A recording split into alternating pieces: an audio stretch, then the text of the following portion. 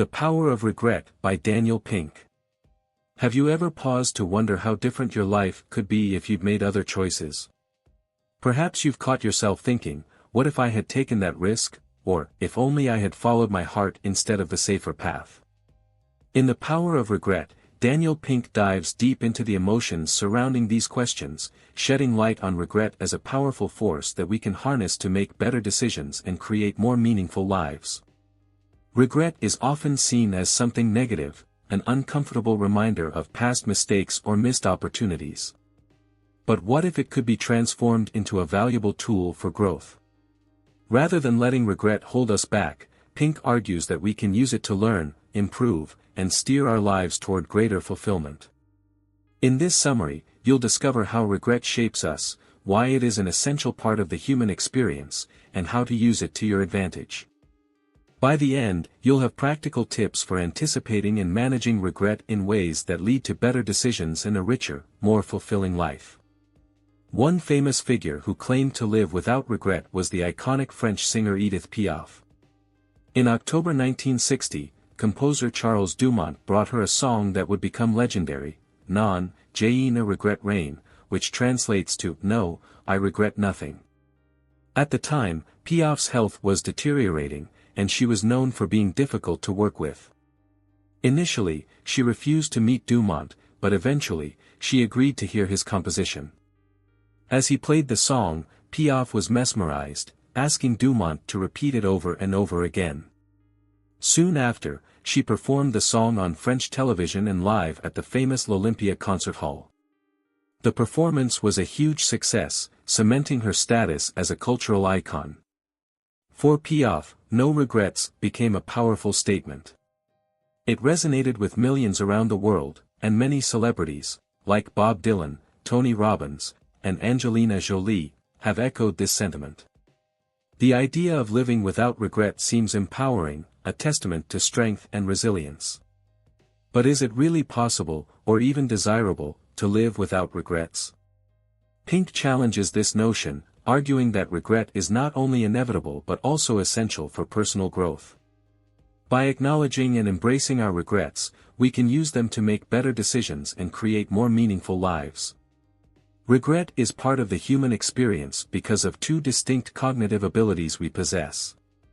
First, we can mentally travel through time, reflecting on the past and imagining different futures. Second, we can construct narratives about events that never happened, envisioning how our lives might have unfolded differently. Take, for example, a woman from Virginia who shared her reflection, I wish I had pursued the career I wanted after college, but I followed my father's advice instead. My life would have been so different, happier, more fulfilling. This is a classic example of how we replay past decisions in our minds, constructing alternate realities. While these reflections can be painful, they also help us understand what we value and where we may have gone wrong. Studies show that regret can be a catalyst for positive change. It teaches us valuable lessons, helping us avoid similar mistakes in the future. Instead of being something to fear or avoid, regret can become a powerful motivator for self-improvement and personal growth. Imagine, instead of following her father's wishes, a woman pursued her own desires, picturing a future where she felt more fulfilled in her career. Humans are unique in our ability to imagine such alternate realities, and to feel regret over the choices we didn't make. Regret is a distinctly human emotion, rooted in our capacity for mental time travel and our ability to imagine different outcomes. If a person is unable to experience regret, it's often due to a mental disorder or brain injury. In 2004, cognitive scientists used a gambling experiment to study regret. Participants played digital roulette games on a computer, choosing one of two roulette wheels. Depending on the outcome, they either won or lost money. Naturally, those who lost money felt bad, but those who lost while realizing they could have won by picking the other wheel felt even worse. This heightened negative feeling was regret. Interestingly, a few participants showed no signs of regret, even when they saw how close they were to winning. Upon closer examination, these individuals were found to have damage to the orbitofrontal cortex, the part of the brain responsible for decision-making and emotional processing. Their brains simply didn't process regret the way most people's brains do. Other studies have shown similar results. In one experiment, participants were asked to consider two scenarios. Maria gets sick after eating at a restaurant she frequents, while Anna gets sick after trying a new restaurant for the first time. When asked which person would feel more regret, most people immediately answer that Anna would, because the experience of trying something new makes her illness feel more preventable.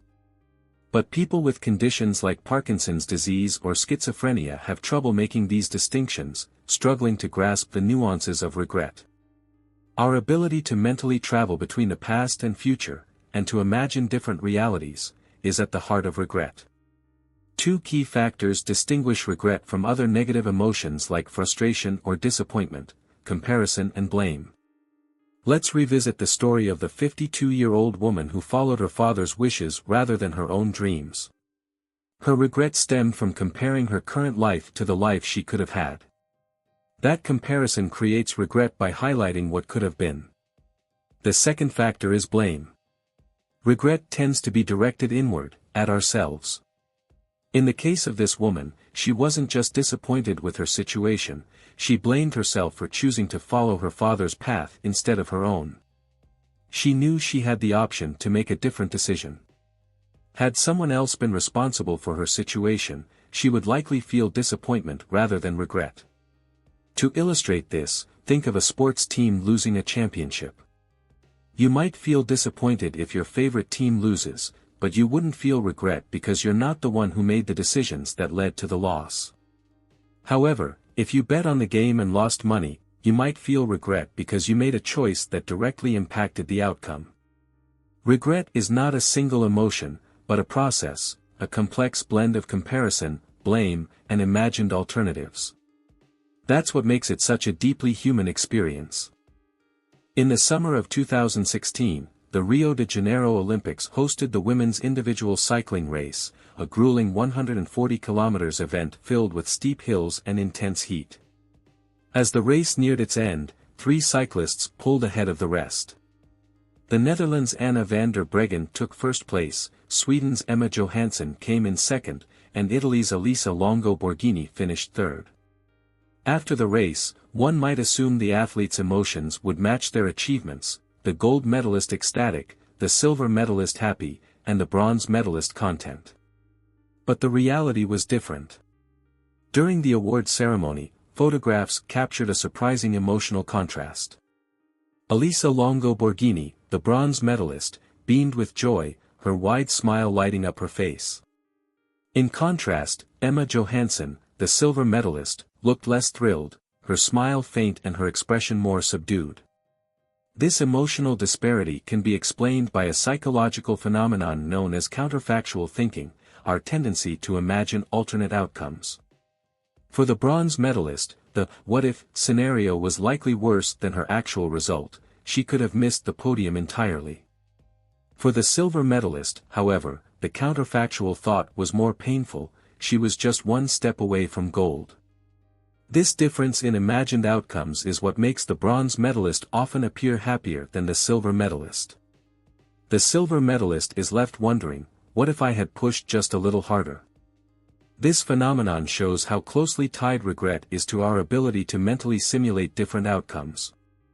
It is this unique ability to imagine alternatives that makes regret such a powerful, and distinctly human, emotion. There are 2 distinct types of counterfactual thinking. The first is imagining how things could have been worse, leading to, at least, statements.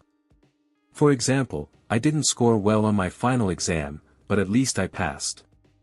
This type of thinking brings comfort and helps us find relief in difficult situations. The second type involves imagining how things could have been better, which leads to, if only, statements. For instance, if only I had studied a bit harder, I could have gotten better grades. This way of thinking often intensifies negative emotions, as it focuses on missed opportunities. In 2012, researchers from the University of Minnesota analyzed the facial expressions of 400 athletes across 140 sports and 60 different countries. Using advanced computer software, they studied how athletes displayed emotions based on their medal positions. Unsurprisingly, gold medalists smiled the most. However, the bronze medalists consistently appeared happier than the silver medalists. This phenomenon was clearly visible during the 2016 Rio Olympics after the women's road cycling race. Italy's Elisa Longo Borghini, who won the bronze medal, joyfully embraced her family and friends. Meanwhile, Emma Johansson, the silver medalist, quietly hid her face and walked over to her husband. The event announcer remarked, "If there had been just 100 more meters, Emma would have won," capturing the essence of the "if only" mindset. At least, thinking helps us accept what has happened and find comfort. For example, you might think, "I didn't get the promotion, but at least I still have my job." It allows us to see the positive side of a negative situation. On the other hand, if only thinking can lead to frustration. If only I had prepared better for the interview, I might have gotten the job. This type of thinking intensifies regret, making us dwell on our mistakes and what could have been. Surprisingly, people tend to lean more toward "if only" thinking rather than "at least" thinking. Even though humans are wired to seek happiness, we often focus on the what-ifs. Researchers who studied participants through diaries and random message checks discovered that about 80% of the time, people were thinking in terms of "if only." It's only in extreme situations, like accidents, that people naturally shift to "at least" thinking, saying things like, "We may have lost everything in the fire, but at least we're alive." Why do we torture ourselves with "if only" thinking, replaying scenarios where we could have done better? While it seems counterproductive, this type of regret has a hidden benefit: it helps us grow. At least, thoughts may provide short-term comfort, but they don't push us to improve. If only thinking, though uncomfortable, can fuel personal growth. Regret is the ultimate "if only." It makes us uncomfortable in the present but pushes us to make better choices in the future. How regret makes us better. Have you ever stuck with a bad decision just because you'd already invested too much time, money, or effort? Maybe you stayed in a relationship that wasn't working or kept working on a failing project. We often become so attached to what we've already invested that we're unwilling to admit defeat, even when the decision is clearly flawed. Regret helps break that cycle. Regret has 3 key benefits: it helps us improve decisions, enhances performance, and adds meaning to our actions. Let's take a closer look. Imagine you bought a guitar that you rarely use, and now you need some extra cash. Coincidentally, your friend Maria is looking for a second-hand guitar. You originally paid $500 for it, and $300 would be a fair selling price. Maria, however, isn't willing to pay that much, so you offer it to her for $225. When you tell her the price, she immediately agrees and hands you the money. Do you regret the decision? Most people would feel some regret if their first offer is accepted without hesitation. You might kick yourself for not asking for more. Acknowledging this regret helps you make better decisions in the future. A study by social psychologists at Columbia University observed a group of negotiators. The researchers found that negotiators whose initial offers were accepted without negotiation felt stronger regret. This led them to spend more time preparing for future deals, becoming more cautious and thorough in their approach. Regret makes us slow down, gather more information, and weigh our options more carefully. By feeling the sting of regret, we learn to make better decisions moving forward. In a survey conducted by the author and a colleague, a mother shared a moment of regret that had stayed with her for years. She recalled, "When my daughter was 5 years old, I lost my temper on the way to school because she spilled juice on her uniform. I yelled at her, and she cried. It was such a small thing, a stain on her clothes, but I hurt her over it. After that, I never yelled at her again. I learned from my mistake, but I still wish I could go back and undo what I did." Psychologists often use anagrams in research, where participants must rearrange letters to form new words or phrases. This task helps uncover how regret affects our thinking and performance. For example, if you take the sentence "clairvoyant smash egg pools," rearranging the letters forms. Psychologists love anagrams. social psychologist Keith Markman gave a group of participants 10 anagrams to solve, telling them their performance would be graded. After some time, he informed them they had only solved half of the puzzles, pushing them to reflect on what they could have done better. Their thoughts were filled with "if only" statements, leading them to feel regret. In contrast, another group was encouraged to think, "at least I solved half of the anagrams," which made them feel more content. Interestingly, when given another set of anagrams to solve, the participants who had felt regret worked harder and solved more puzzles than the others. Their regret pushed them to focus more and perform better. In another study, participants were asked to play a computerized game of blackjack. One group was told they would only play one round, while the other group was informed they would continue playing. The second group experienced more "if only" thoughts after the first round, regretting the risks they took or the strategies they used. Meanwhile, the first group simply thought, "at least I didn't lose too much money." Knowing they had another chance motivated the second group to improve their performance, while the first group, who knew they were done, felt more satisfied with their play. How regret adds meaning. Regret can also deepen the meaning of our lives. One participant in the World Regret Survey, 29-year-old Abby Henderson, shared how her regret shaped her relationships. Growing up in Arizona, Abby spent winters with her grandparents in Indiana. Both her parents worked, and as a quiet child, Abby enjoyed spending time alone after school. Her grandmother, however, would always wait for her to come home and ask how her day went. Abby often found this annoying and distanced herself from her grandmother's attempts to connect. Now, Abby deeply regrets not learning more about her grandmother's life and the stories she could have shared. This regret pushed her to make changes.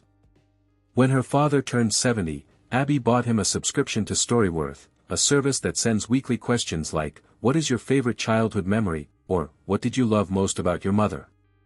Her father answered these prompts, and at the end of the year, Storyworth compiled the responses into a book. This allowed Abby to connect with her father on a deeper level, something she hadn't done with her grandmother. Reflecting on her experience, Abby said, "Now, I search for more meaning. I seek out connection because I never want to feel the regret I did when my grandparents passed away. I don't want to lose the chance to connect with my parents." For Abby, regret became a motivator for change, and today, she enjoys a stronger relationship with her parents because she learned from her past. Regret, painful as it may be, brings with it the sweetness of life's lessons. It sharpens our awareness of what truly matters, often after it's gone. The sting of regret ensures that we don't make the same mistake twice. Rather than avoiding regret, we should see it as a tool for growth and transformation. It can push us to improve our decisions, enhance our performance, and find deeper meaning in our lives. In earlier chapters, we explored why regret is an essential part of the human experience. In the next chapters, we will focus on how to cope with it. Take the story of Jeff Bosley, for example. At 29, Jeff decided to join the army, making him the oldest cadet in his camp, older, in fact, than his drill sergeant. Eager to fit in with the younger recruits, Jeff made a spontaneous decision one night to get a tattoo. Wanting to symbolize strength and courage, he chose a bold design for his left arm, the one he used to hold his rifle. He proudly walked out with the words, "No regrets," inked on his skin in bold papyrus font. Jeff went on to serve in the military for 10 years, then transitioned to becoming a firefighter in Colorado. Around this time, he also went through a painful divorce. As he reflected on the end of his marriage, Jeff realized how much regret he had accumulated. He regretted not finishing college, not following his passion for acting, and, most of all, he regretted the divorce. The words tattooed on his arm no longer felt true. In fact, Jeff now found the papyrus font itself regrettable. "I do have regrets," Jeff admitted. "It doesn't make me feel good, but it motivates me." Jeff realized that acknowledging his regrets was more valuable than pretending, as many do, that he had none. Fueled by these feelings, Jeff left Colorado and moved to California to pursue his dream of becoming an actor. Along with this bold decision, he chose to remove his "no regrets" tattoo. The process was long, painful, and expensive, but Jeff no longer identified with the sentiment. Now, he sees the faded tattoo as a scar from his past, quipping, "At least I didn't get it in a bigger font." Two types of regrets: action and inaction. Regrets generally fall into two categories: action regrets and inaction regrets. Action regrets arise from things we did, while inaction regrets come from things we didn't do. When dealing with action regrets, one option is to try to undo the action, whether by apologizing or making amends. If that's not possible, shifting your perspective can help. Thinking in terms of "at least" statements allows you to focus on what went right, even in the face of a mistake. For example, imagine you lashed out and slapped a friend during an argument or said something inappropriate at a funeral. These are classic examples of action regrets, impulsive decisions made in moments of heightened emotion. Inaction regrets, on the other hand, are usually more abstract, like wishing you had studied harder in high school or pursued a certain career path. While these types of regrets may not be as emotionally charged, they tend to linger because we know we can never go back and relive those moments. Some common examples of action regrets include cheating on a partner, bullying a classmate, or insulting a coworker. If you've hurt someone, the first step is to apologize. Saying sorry acknowledges your mistake, and if the other person accepts, it lightens the weight of your regret. You can't change the past, but you can improve the situation in the present. For instance, if you've wronged someone, can you apologize or do something kind for them? If you've hurt yourself, like by accumulating debt or neglecting your health, you can start to repair the damage by taking proactive steps like paying off debts or working harder at your job. When undoing the past isn't possible, the second step is to reframe the situation with "at least" thinking. Here's a story from author Daniel Pink. After college, Daniel went to law school, a decision he later came to regret. He often found himself thinking, "If only I had thought more carefully or chosen a different path, my early career wouldn't have been so difficult." Despite this regret, there was one silver lining: he met his wife in law school. While Daniel can't undo his decision, he's learned to shift his mindset from "if only" to "at least." As he puts it, going to law school may have been a mistake, but at least I met my wife there. At least statements don't necessarily improve our future decisions or performance, but they help us feel better in the present. In the World Regret Survey, many women expressed their deepest regret as marrying their ex-husbands.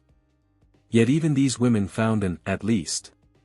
Many said, "I regret marrying him, but at least I have my children." The "at least" mindset serves as a balm, soothing the pain of regret and helping us avoid the more damaging emotions of anger or depression. So, when you reflect on your regrets, try completing the following sentence: "at least." This small shift in perspective may not change the past, but it can help ease the sting of regret and allow you to move forward with a greater sense of peace. One morning in 1888, Alfred Nobel was stunned to wake up and find himself in the obituary section of a newspaper. While still very much alive, a journalist had mistakenly reported his death. It was, in fact, Alfred's brother Ludwig Nobel who had passed away. But what truly shook Alfred was the headline: "The Merchant of Death is dead." Alfred was a successful chemist and inventor, best known for creating the detonator, blasting cap, and most famously, dynamite, which he patented in the 1860s. He owned factories worldwide and had become a multimillionaire.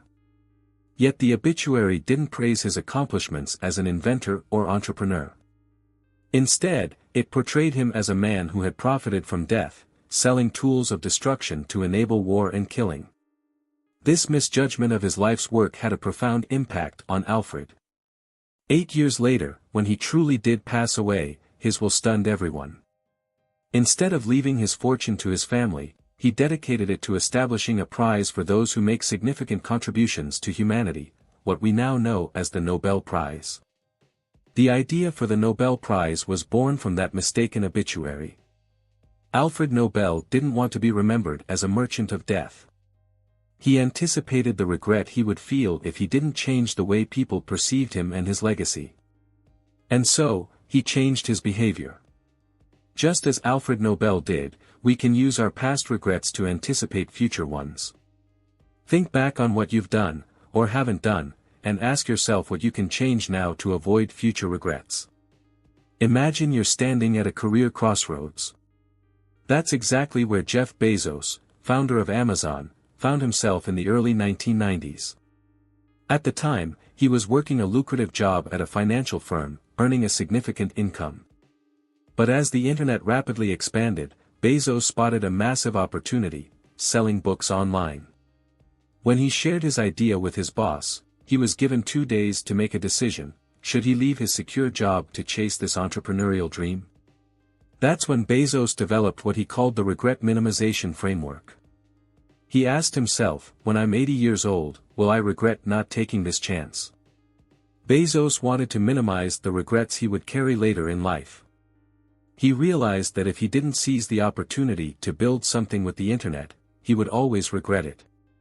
The decision became clear: Bezos quit his job and started Amazon, turning it into one of the most successful companies in the world. Regret Optimization Framework, a tool for decision-making. Inspired by Bezos's approach, author Daniel Pink developed a similar idea: the Regret Optimization Framework. This concept helps people make better decisions by thinking ahead and optimizing for the regrets they want to avoid. According to Pink, regrets generally fall into 4 key categories.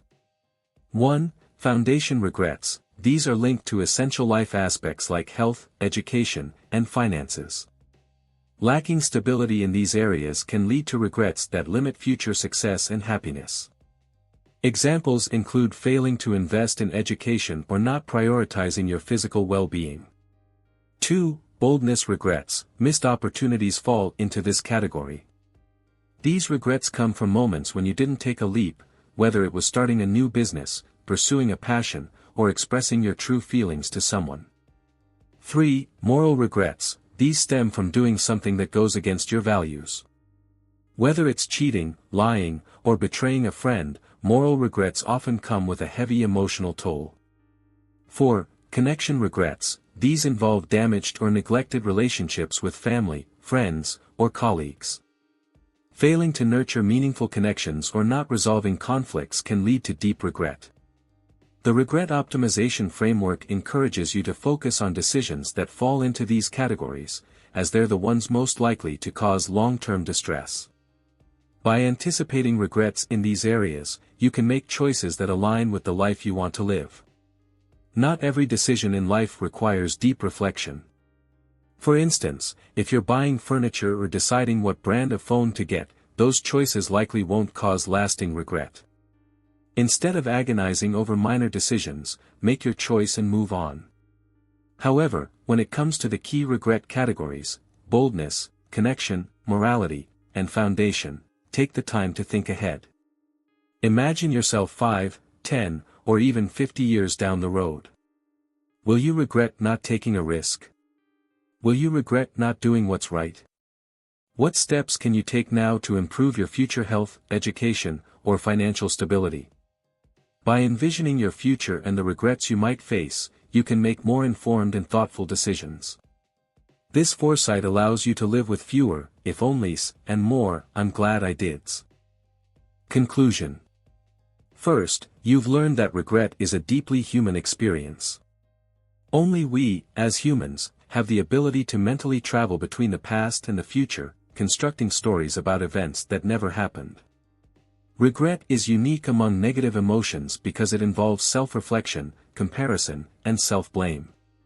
Second, we've explored how regret can be a powerful teacher.